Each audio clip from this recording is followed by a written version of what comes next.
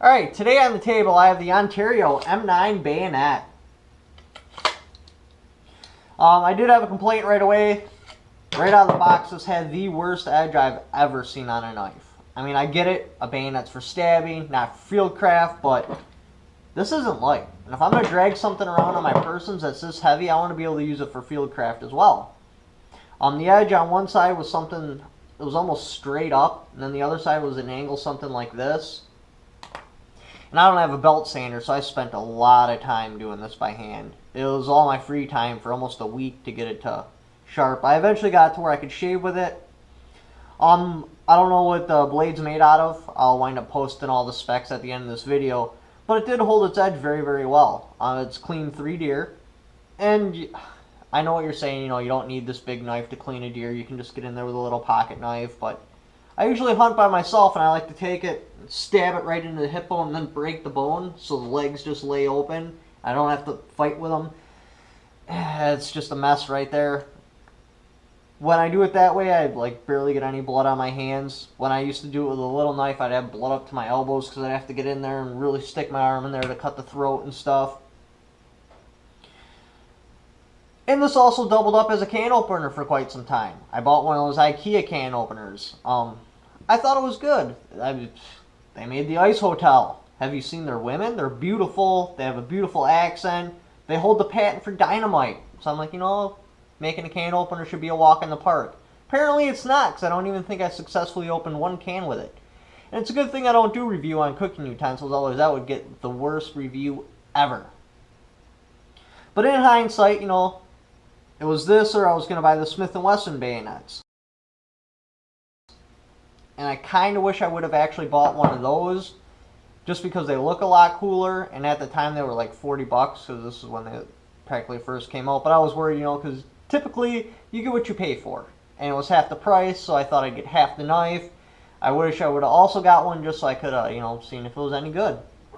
The rest of their knives, though, are pretty good. The rubber on the handle feels great. They come out very, very sharp. It isn't sharp enough to shave with, but a little bit of work on a strop, and it could be. The sheath that comes in is very nice, seems high quality. And we've had several of their knives go through the store, and all of them seem high quality except for one. I'll post a picture of it right now.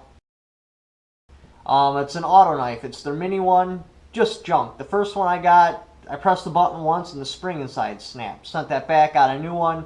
The second one I wound up pulling it off the shelf because not many customers played with it, and that little bit of time they did play with it, all the screws loosened up and the knife started falling apart. Now their mid-size one, my stepbrother's actually got that one, and he's had it for so long, like there's no paint left on it, just crazy reliable. I also didn't like the safety on the small one. I don't even know why it had a safety on there, because it would always get stuck in position and stuff and completely unfunctional. I do strongly recommend buying the Ontario M9 bayonet or any Smith & Wesson knives.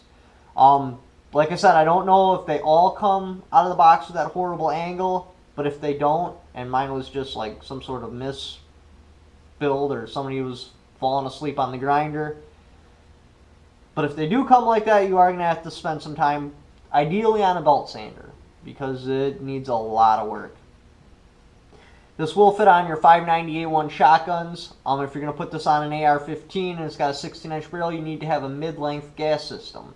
The carbine lengths, the barrel would come to like right here. Just doesn't work, doesn't sit in the proper spot, flops around.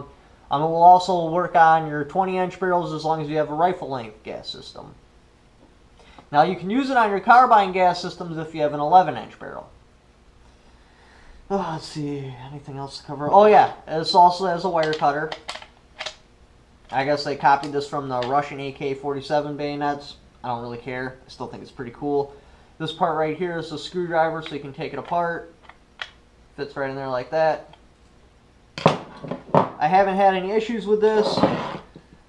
It's starting to fray a little bit where it's riveted together. I don't think that's really a big deal. Like I said, I use this for hunting, so I'm constantly going through brush, stuff like that.